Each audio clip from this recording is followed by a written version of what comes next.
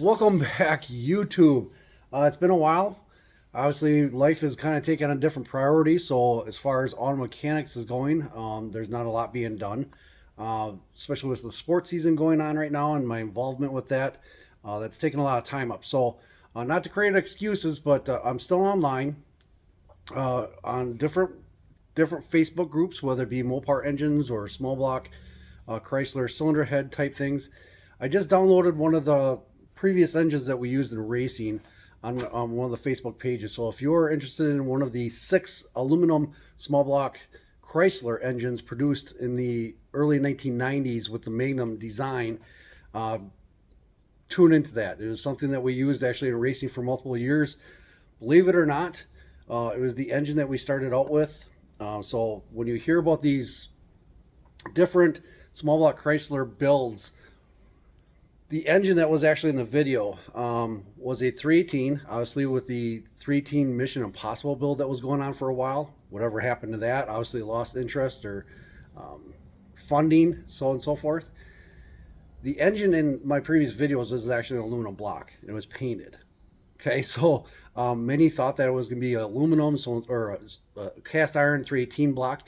It was actually the 318 aluminum block that is now out for sale on Facebook Marketplace. So if you're interested in having one of 6 aluminum small block Chrysler engines ever produced, go ahead and check out Marketplace in the central Wisconsin area, Arpin Marketplace, Wisconsin. So very rare.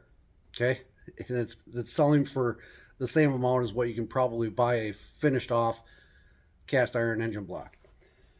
Now with that, many of the viewers that tune into this are your do-it-yourself hot rodder. Okay, that's been established. Most of the people out there turning wrenches or working on some kind of a project have tuned in to either get advice as far as performance upgrades, so on and so forth. And I wanted to talk about that. So it's not necessarily a rant. Believe me, when you are working on your own things, you will get a lot more appreciation out of the final product. Okay, no matter what it's doing. And as a hot rodder, the phrase of built, not bought. Okay, with all the new performance vehicles such as Camaros, Mustangs, and so on and so forth, you can buy a very fast car right off the showroom floor. With simple bolt-ons, you can establish a very fast car for a limited amount of actually hands-on work. But a hot rodder is the type of person that will do as much as they possibly can with their own hands so they get the gratification of the final product afterwards. Now, in the age of do-it-yourself or YouTube videos, pretty much anything that you run into, if you're not familiar with it, you can type it into the algorithms and so on and so forth, or your search engines, and be taken to all the different forums, whether it be on Facebook or I don't even know if it even exists anymore, Yahoo and all that stuff. And you can find somebody that's either recently done that project, or you can find videos even all the way back like 14 years ago. Somebody has done that specific thing. Now, there was a recent rant from Eric Weingartner. Okay, I do tune into his videos occasionally here and there to see if there's anything new that's being presented that has not been tested already. I can pretty much fast through the videos because it's stuff that was established even 30, 40 years ago already. But the content is being more interesting to those that are just being introduced into the industry or into the practice of doing it yourself. At what point does doing it yourself stop? Okay, when should you rely on somebody that has experience, let's call them professionals, to do the work for you? Okay, normally a mechanic is not a body technician. Okay, so if you're trying to get the most show ready shine and finish on your vehicle, you will take your vehicle or the chassis of your car to a professional that does it on a regular basis. If you're trying to build a high horsepower engine, you rely on your machine shop or the individuals that can give you years of experience. You can also turn to the publications and the information that is documented, obviously for the last 60, 70 years to modify your engine, so on and so forth. or go to the transmission specialist. A hot rodder tries to do all of it with their own hands. That's the separation from somebody that's a hot rodder than compared to somebody that just pays somebody else to do it. Now, at what point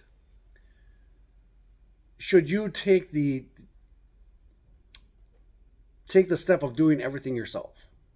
Okay, now there are multiple people in this world that are capable of actually doing the same thing as what somebody in a shop, or in a machine shop, or in a paint shop, that can also duplicate the same procedure. It's no different than everybody being able to tie their shoes. Okay, you're capable of doing it, but at the quality level is going to be determined on the experience and the talent the individual is.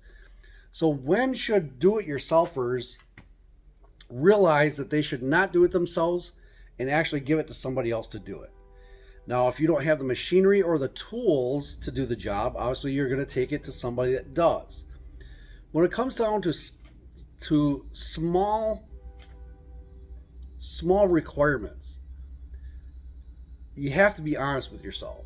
Now, the reason why I'm creating this video is that I was on one of these forums on Facebook, a group specific to one type of vehicle, and it's the type of vehicle that I own myself with my daily driver. And an individual came out and said, okay, this is the year I have, here's the VIN number, somebody tell me what engine size it is. Okay, you can go in and assist and say, oh, I've got the same year and this is the engine size the vehicle has, so on and so forth. For that specific year, there was 2 engines available, and most people, when they lift the hood, they're going to look at the engine cover. So the plastic will actually spell it out for you that it's either a 2.0 or 2.5 or whatever. It will be on the engine cover. Now, in some situations, the actual displacement of the engine is not on the engine cover or actually on the engine itself, unless there's a part number that you can look up. But folks, since the 1980s and even before, the size of the engine is actually on the fender tag. Okay, so when you lift the hood, right on the radiator mount, the front fairing of the engine compartment, it'll have your stickers with either pictures of like the routing for the serpentine belts or the layout of the accessories, so on and so forth. It'll designate, this is a official GM or Chrysler product. This vehicle is equipped with this size engine. So 3 digits, 2.3 or 2.5, okay? When an individual comes out and says, I have this year of a vehicle, what size engine's in it, because they're having issues where they've taken into a professional, into a shop, and they've diagnosed a problem that's going to cost approximately $1,600 to $2,500 to fix. So they want to attempt to do it on their own. This is where you need to be realistic. If you do not have the capabilities of even popping the hood of a vehicle to look at the tag or the engine cover to determine what engine you're working with, don't do it yourself. Okay? If you can't do the very simple things of just identifying what you have, do not go to the extent of where you're going to require a professional service to do it. Now, everybody knows that our shop rates and manufacturing costs to get a vehicle fixed are extremely sky high right now. Inflated prices, so on and so forth. Even to the point where one wheel bearing, this was actually somebody in my family actually had to have one wheel bearing replaced on a front wheel drive vehicle, but the wheel bearing was a rear tire wheel bearing. The quote was $800.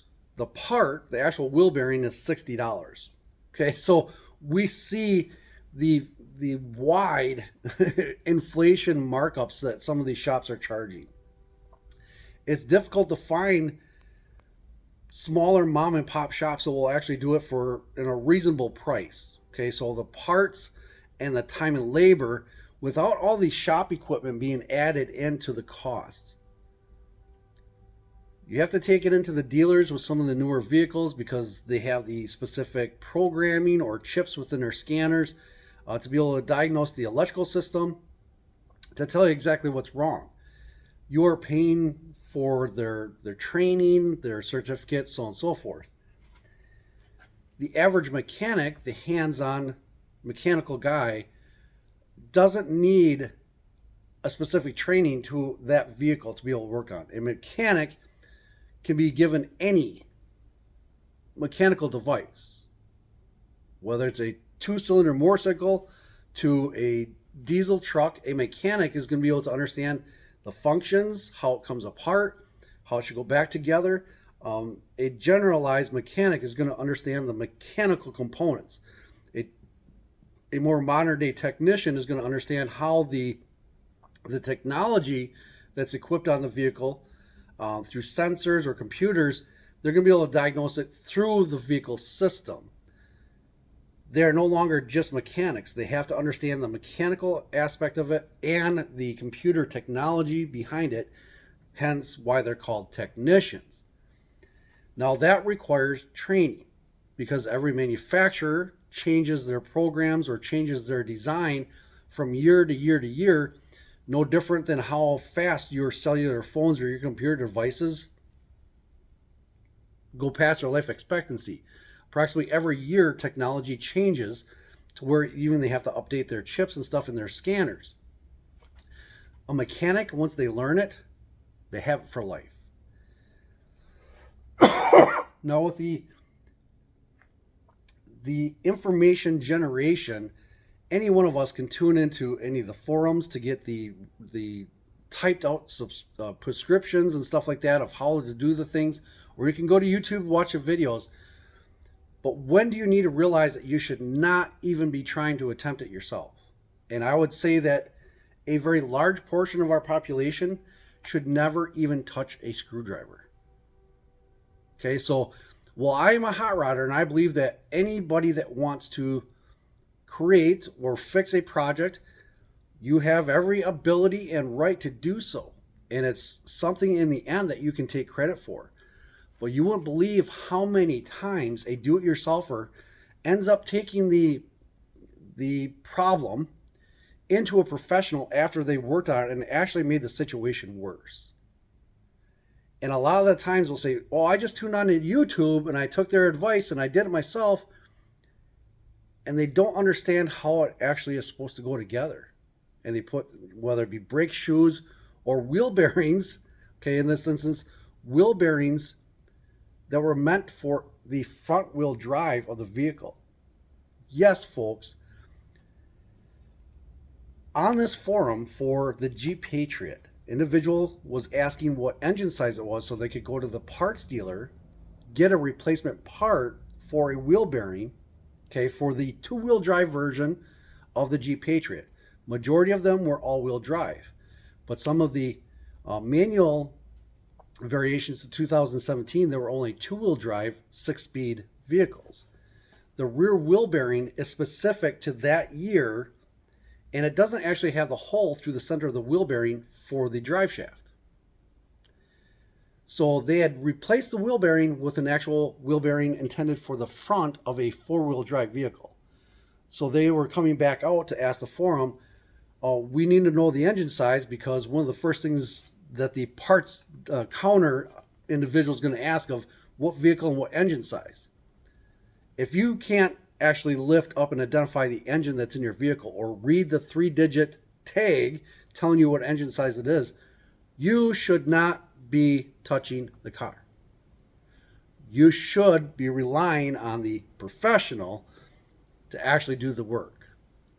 So that $160 or that $60 part and the labor costs that the individual saved, they are now paying double the amount to have a technician do it the correct way. So again, well, we're in an age of technology and everybody being able to do it yourself. Realize, do not do it if you cannot understand how to do it or identify the parts that you are being given and where they're supposed to go. It will cost you even more money in the long run. So the $16 to $2,000 estimate that was given for a wheel bearing replacement, okay, everything had to be repeated. So in the end, they was charged more. It cost them approximately $2,600 to get a wheel bearing replaced. Because it ended up doing damage to other components of the car just from the homeowner or the vehicle's owner's home to the shop. It ended up destroying a rim and brake components on the vehicle and the knuckle of the actual rear suspension. Folks, I run into this all the time, and this goes back to the Eric Weingartner video that was just released, his rant of saying that he received the camshaft for testing, but it's for the competition. He ran into issues where he just refunded the entire amount, sent the camshaft back in, didn't deal with it. Individuals that have been in the industry long enough to actually create a camshaft or to, think of the proper design to make the maximum power within the competition, they have the intelligence to know right from wrong. Okay? So I hear what Eric is saying. There's a lot of naysayers out there. There's a lot of people say that I'm a genius here and there. They don't necessarily have the evidence behind what they're saying to enforce that. And even in Eric's situation, some of the technology or testing that he's doing, it's something that individuals did 40 years ago. So he's not really teaching anybody in the industry anything new.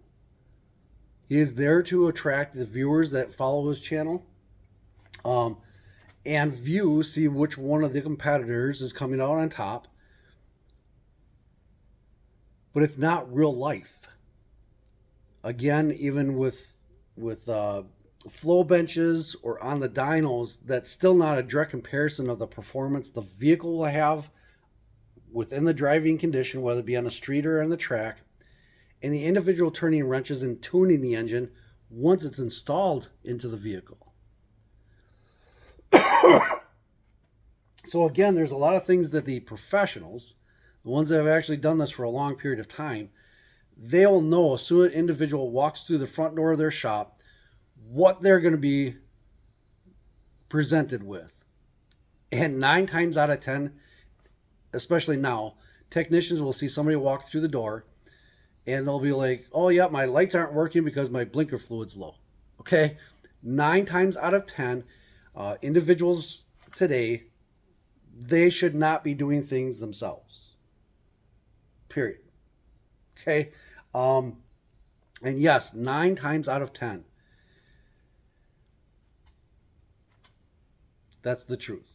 So, I believe built over bought, and I also believe in trying to do things yourself to save you some money here and there where you can. Make sure you have the capabilities of actually doing it. Don't just account on social media or YouTube sites to be able to instruct you to how to do the things. A lot of the information, a lot of it, is incorrect. So that, we'll see you around when we get into some projects. We got the mini crotch rocket to finish up yet.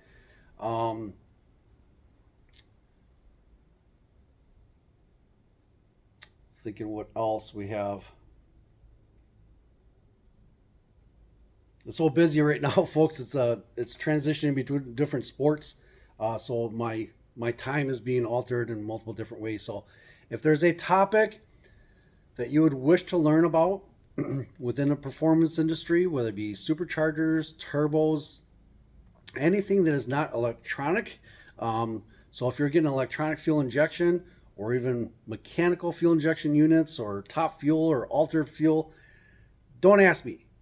But if you're looking for the performance that you can gain with the naturally aspirated combinations or chassis setup, suspension, so on and so forth, let me know in the comments, and I'll try to come back with a video later on covering what I do know, what I have had experience in. We just finished our racing season for points. The championship was rained out last weekend. Our brand new car this year, we ended up winning one feature. Out of the 8 races so far this year, we did not place high enough within points to go to the championship. Um, and it was mostly because we're actually producing more power than what the chassis could handle. And we just purchased a brand new chassis, something we did not build ourselves. So there's a learning curve there as far as setup, weight distribution, so on and so forth. But we did end up winning one. The rest of the races, it was all trying to get the most amount of traction we possibly could. We have switched from the Hoosier tires to now Road American Racer tires. So there's a little bit of a learning curve there because it takes a little bit longer for those tires to warm up and get grip. When you're working into the feature and there's only 8 laps, it takes 2 or 3 to basically get the tires warmed up enough to get a decent amount of traction. And then even at that point, our engines are producing so much power that we had to change the gearing halfway through the season because it was overpowering the car coming out of the corners, and we didn't have it in the straightaway. So that's where most of our adjustments are going to be during the winter months, is just weight placement, figuring out and changing the gear ratio so we can take advantage of the additional power that our engines are making. And the rules are changing for next year for other classes. So some of our late model, super late model vehicles are going to be changing. They're going to be allowed to go from a 2-barrel carburetor to the 4-barrel. They're going to allow some work to be done on the intakes. So next year, the other racers are going to run into the issue that we had this year already. So we should have a pretty good season next year with racing. With that, I'm going to let you guys go. Hopefully you understand where I'm coming from this, and it's everyone's right to do whatever you want, but realize that you're going to cost yourself more harm and money in the long run if you don't know the initial things that you need to do in order to do the job yourself. If you can't identify what engine is in your daily driver when it's printed or stamped underneath the engine compartment, you probably shouldn't be doing the work yourself. Have a good one.